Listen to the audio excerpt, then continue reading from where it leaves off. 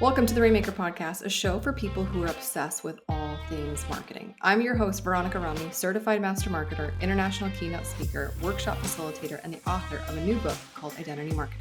Each week, I interview rainmakers from brands big and small to pull back the curtain on what's actually working in marketing today. We dig into real life wins and losses, and there's very real consequences, and get into spicy discussions of marketing controversies and opposing philosophies.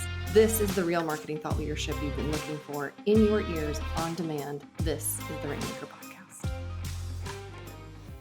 You guys, this is probably easily one of my most favorite podcast episodes I've ever recorded. Why? Because I'm talking to an actual operator of AI, not somebody who's just like theorizing or talking and proclaiming to be an expert when they're actually not in it every single day. So our next guest is Gemma Bonham-Carter, and she literally teaches people, because she figured it out, how to create custom chat GPTs to literally be specific roles within the company. So you want an email marketer, you want a blog writer, you want your social media manager, you want your next fitness coach or your dietitian, nutritionist, like name it. And she shows people through her programs and whatnot how to create custom GPTs to basically perform that function at the highest level so that your AI isn't showing. Let's just put it that way. So I pulled her immediately onto the podcast after listening to one of her workshops within the last 24 hours, and it is gold. And I think one of the things that is really amazing in this podcast episode is the non-negotiable for every single future service provider and content creator. She goes over what she believes is the non-negotiable AI future for us. Cannot endorse this episode anymore. So please welcome my guest, Gemma. Gemma, welcome to the podcast. So excited to be here. Thanks for having me, Veronica. The timing of this, just so everybody understands that's listening, I swooped in so hard, so aggressively with Gemma because yesterday she did an AI workshop in like this peer mastermind group I'm a part of, and I immediately messaged her like, "Come on the podcast. I have a cancellation at 1 p.m. tomorrow. Come," and she's here. We work fast over here. We do work fast, and it's just because my enthusiasm is through the roof. I feel like I have a really high bullshit detector when it comes to people who claim to be AI experts, but they're not actually AI operators.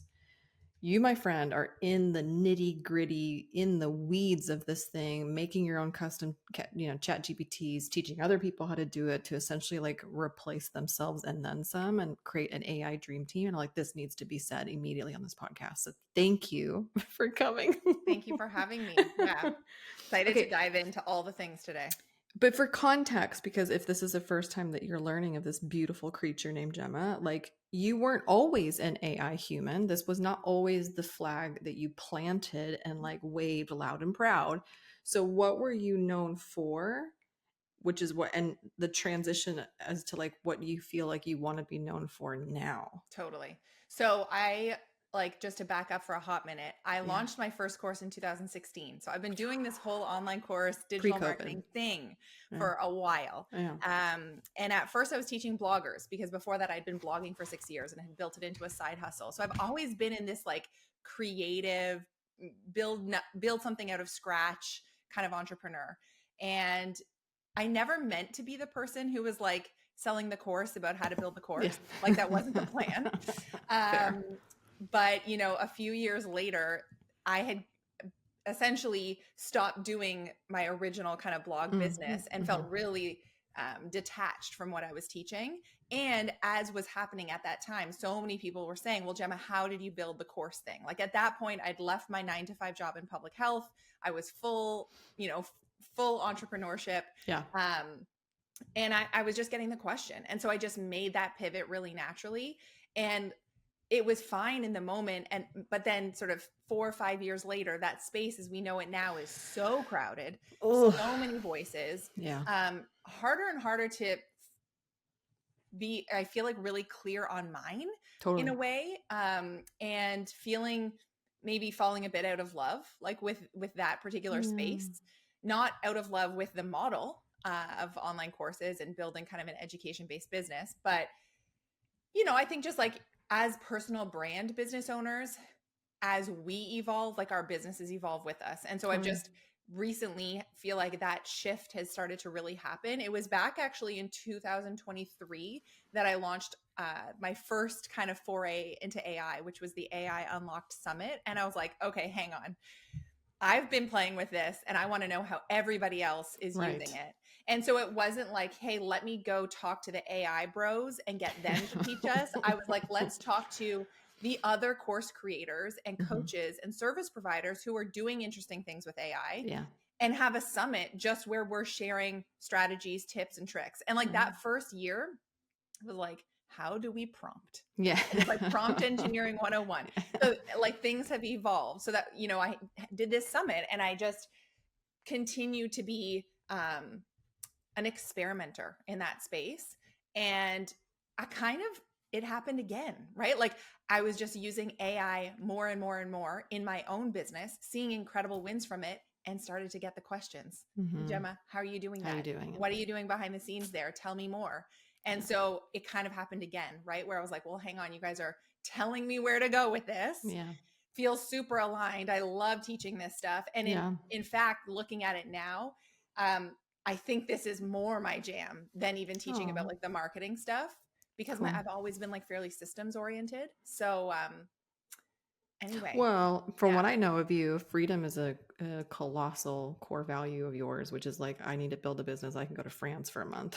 So, like, right. And so this is up your alley because AI is literally doing how much work for you while you sleep totally. in You def minutes. you definitely nailed it. Like it's interesting because while maybe the subject matter is changing a little, the Yeah. brand ethos is the same. Right. It's like how Right. are we and it even was the same back when I was teaching about blogging. Yeah. Like how are we building a business that Free. allows for incredible flexibility and freedom Yeah. as entrepreneurs so that we Yeah. can go out and live the Yeah. version of our lives that feels dreamy to us because Yeah. my version, yeah, of going and piecing out to France might not be your version. It might look different. So Well, but and how do we get there? that's the red. I just have this belief that like even the most multi-creative kaleidoscope of personal brands that are out there, there's still always the red thread through the maze. Like Hmm. there's still always the consistency or continuity that occurs, Yeah, even if it seems like it seems messy or it seems externally like, man, she's just changing her look every 2 seconds. It's like, right. but it's not. I'm executing my freedom differently today, but I'm still the value of freedom is still the same, right? Totally. Yeah. And what's Okay. interesting is then I think you also see you have like audience members who stick with you through all of those things, Yeah, that is right? sweet. That is really nice. That's yes, the OGs that really hang on for the ride. Totally. Okay, this is what's okay. So I love how you said that. In 2023, we were trying to figure out how to do prompts. That's so Right? cute. It's like not that long Ah, ago, even, but it's so so much has funny. happened. I've had this conversation with peers and friends and like former, gosh, back from my old corporate days, I'm still really good friends with, my former CTO, VP of engineering, those kind of guys, development heads, tech nerds. And so I'll be texting them and I'm like, okay, AI, is it tool or is it a revolution? Thoughts, like, cause people, even to this moment, I've had conversations with CTOs who are like, it's just a tool like any other tool. And I'm like, Mm, and then their CTOs are like, no, Veronica, it's the super revolution. yeah. Like one of the, oh gosh, Ryan Bird, I give him full credit. He's like, it's like the internet. There will come a point where you don't speak of it because it just exists. Like we don't talk about the internet. The internet is just the internet. Yeah. We're at that place where it's like we keep talking about pre-AI, post-AI like it's a thing, and it's just not going to be even a thing. It's just the norm. It's just life. Couldn't agree more. That was definitely the side of the coin that I would put on. Yeah, freaking, there's Blockbuster and then there's streaming. Like we can't go back. No. Okay. So this is where I just was enraptured by your workshop yesterday because and this is where I'll be honest with you, I feel conflicted. So let me tell you my moral confliction. Yes. Tell me. I am such a crazy team centric person. Like if I wasn't chief marketing hat, it'd be chief of staff hat all day, every day. Like give me all the chicks. I will mother hen everybody in the company. Come under my wing. I will love you forever. It's just so. I love the peoples. I love managing people. I love the team. However, and I know there's all that scary content like, AI is coming for your job. You really kind of did that yesterday. Like you really did. And I know that there's still the people that need to manage the AIs and like control the machine.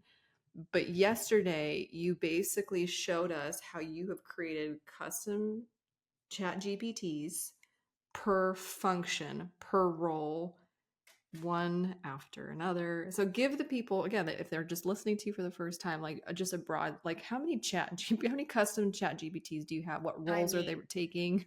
yeah, at this point, I definitely have over 20, and they range. Like I have a whole kind of department of content marketers. So I have an email marketer, someone who's writing captions for Yeah. social, LinkedIn posts, Instagram reel, text, carousel text, like very nuanced, specific strategy per bot in my bot squad, as I lovingly refer to them. I have ones that are more like admin type things. So whether that's answering like email, Yeah. customer support type things. I have one that a really fun one that'll look like mine group coaching calls for testimonials. So I just like throw the transcript in there. It'll pull out all the wins and testimonials from Whoa. that call and give the name of the person who said it, and then like an outreach so that we can just send them an email and be like, hey, you said this on the call. Can we use it? Can we use it as a Yeah. testimonial? So, all layers of, I also have like a business coach, that I'll talk to. I have a clone of myself I'll use in different ways. So it might sound overwhelming when I'm talking about this, but it's one at a time. So when Yeah. I mentioned this on the workshop yesterday, Yeah. the first one that I built that was really successful was one that helped me produce my podcast. And my Mm. podcast had become this real sticking point for me of like, I would be so happy to jump on the mic and just talk for 25 minutes for an episode. But Mm. then what killed it for me was having to do the titles and the show notes and all of the sort of promotional assets that would go along with the podcast, even though I had someone else like doing the audio Sure, stuff and sure. like The editing. uploading it. Yeah. Yeah. If I just passed it to them, they could never quite get the essence of the show Mhm. because they didn't listen to it. They weren't They weren't there. the one recording it. They Yeah. weren't there. So that was still falling on me. And it meant that I never recorded podcasts because I just didn't have the time to do the back end work. And I had been trying to use AI to do this for me, like in chats. Again, it was really generic. I also then tried another tool, like a specific podcasting AI tool to do this for me. It sounded not at all like me. Like it didn't have Yes. my voice. It didn't Yeah. sound sassy or blunt, like didn't have my edge. Mm-hmm. And I would never click on those titles. Like they sounded so boring. And so this is when I was like, hey, I'm going to just see if I can custom build something. And custom GPTs had just come out. ChatGPT had just released them. Yeah. So I went in and built this custom thing. Basically, you want to think about it like if I were hiring someone to do this for me, Right. what's everything that I would need to tell them Right. and train them on and give them as examples Right. or a company playbook or whatever to do this job well. And so I did that, and I did it in a really fulsome kind of way. And even though I did iterate a little bit after that, the first time I dropped a transcript in and clicked enter, and it was like of all the things. And So I gratifying. read it back and I was like, this sounds even better than what Yeah. I would, Yeah. how I would have written it. That for me was like the moment. It's like, hey, we're going all in on doing this for every repeatable task in the business. Yeah, every weekly, yes, daily, weekly, like as soon as it's one of those like reoccurring things, Yes. and churn and burn, it goes into a chat. Okay, this is interesting to me. And the way that you kind of taught it, you used a lot of I language, which is like, well, I do this, or I feed it the transcript, or I do this. And so like, I can't even imagine starting a business today. Like I'm back when Veronica was a baby solopreneur without a chat GPT, versus like if I were to start a company today with zero money, like just the insane advantage of all that you can do as a one woman show, unheard of, unreal. I still team centric over here.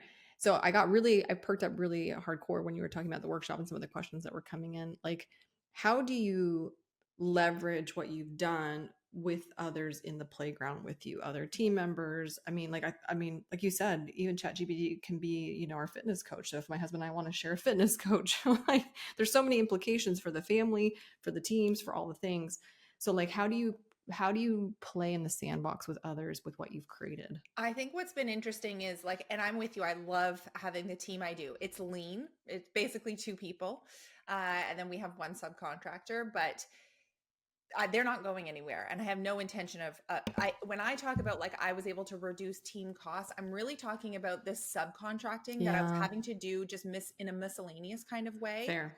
And, but I'm definitely loyal to my tiny but mighty actual human team. Yeah. And I think what's been really powerful for us is like, they are 2 really smart, incredible women. Mm. And they were having to do some baseline, tasks that they're too smart for, kind of thing, Fair. Fair. and this has alleviated or sped up some of those things that they were doing in order to give them time to do much higher level things for The me stuff in my they business. wanted to do. Stuff they wanted to do, stuff I was hoping to pass over and I hadn't had a chance yet because they were tapped out on capacity. Yeah. We're able to launch quicker. We run this 1 summit a year, but like we were talking the other day about maybe we should have an event per quarter. Like because it's that easy to pull. It's just so much easier to do Yeah. today. So it just feels like all like the entire ship can rise up. Yeah. Given the infrastructure that we're putting into place now. Okay. So they're still humans, but like you said, less hourly admins, less subcontractors that are doing a lot of this stuff because now chat. So really, I feel bad for everybody on Upwork.com because like that's kind of, or the Fivers of the world, right? Like I've thought about that too, but I think also AI is opening new avenues for like new interesting freelancing. So I think what maybe we're speeding up, there's enough also being opened up at the same time. So I think it's good for everybody. I also think some service providers who have struggled with, it was interesting. Like I said this on the workshop yesterday, I went to an in-person networking event with women before that workshop, 25 people around the room, 24 of them said their goal for the year was like to have better balance. Like they were hustling themselves into the ground. And a lot of them were service providers. And so I could see these areas where they could be leveraging AI and still running an incredible service-based business. Not everybody wants to learn how to use AI. They still just want to hire things out, but they could be smarter about how they're creating their deliverables. I mean, again, 100%, like to be a one-stop shop that feels like 20 deep, Okay, this is interesting because I was listening to a podcast with Professor Scott Galloway. He's a very controversial human. He's like a polarizing personality.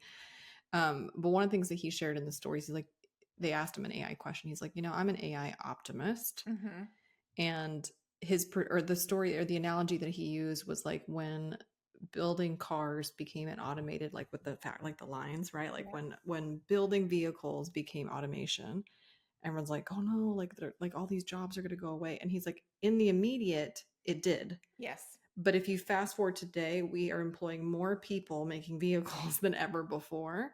He's like, I have the same prediction for AI. So like immediately it will feel like AI is absolutely taking away jobs. Yeah.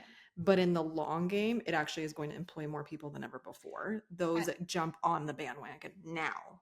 I think so too. And I think that there are advances, like it's hard to even for us to imagine it, right? It is. Just like it would have been hard for them to imagine that back then.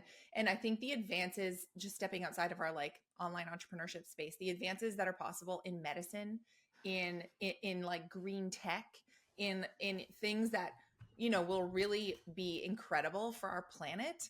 I'm really optimistic about that stuff. And I think it will open up new categories and jobs will come with that. So that part feels really exciting. We can feel doom and gloom about the robots taking over the world or getting smarter about us or whatever. But it's here and it's happening. And I think there's ways like I'm not worried about that. And B, I think the capacity and the smarts that we're getting with it are going to far outweigh 100 those other things. I was thinking about that, like, if you're a brand new, what I call like a first seat marketing or growth leader. So you're the chief revenue officer, head of marketing. I don't really care like the specific title, but your first seat, like it's all on your shoulders. Everybody comes up to you in that pursuit, that discipline. Like so often that person is specifically tasked within every company to come up with the playbook, the GTM playbook. What's your Mm. go-to marketing playbook? What's the go-to marketing strategy? Like what is it? What is it? What is it? And I was like, if any of those growth, revenue, or marketing leaders puts forward a playbook that doesn't deeply, heavily invest in AI and AI being part of every workflow, every process, like they're an antiquated growth leader, in my personal opinion, Yeah, at I this agree. moment in Yeah. time, which is terrifying, but also like step the F up, you know? I totally agree. Mm. And then at the same time, the other thing I think about too is like women, Yes. and like too many women aren't stepping up to play in this space. Yeah. And if we don't, then all of the tools and advances and Go to things that are men. getting built out don't have that lens or that voice or Oh, that that too. perspective, Yes. I thought you were right? talking about like the opportunities to go to, again, the white man. That too, that too. Like both Yeah. things matter. That's And funny. I And I just don't say want to. that as someone who has been in a loving marriage of 15 years with a beautiful white man. So I'm not a white man hater, but historically women are not early adopters. They Yep. don't have the resources historically as our counterparts do. But that's a really strong argument that you just made. Yes. Like we Mm. have to be shaping these things Yeah. as they're being created. And Mm. so I hope any women who are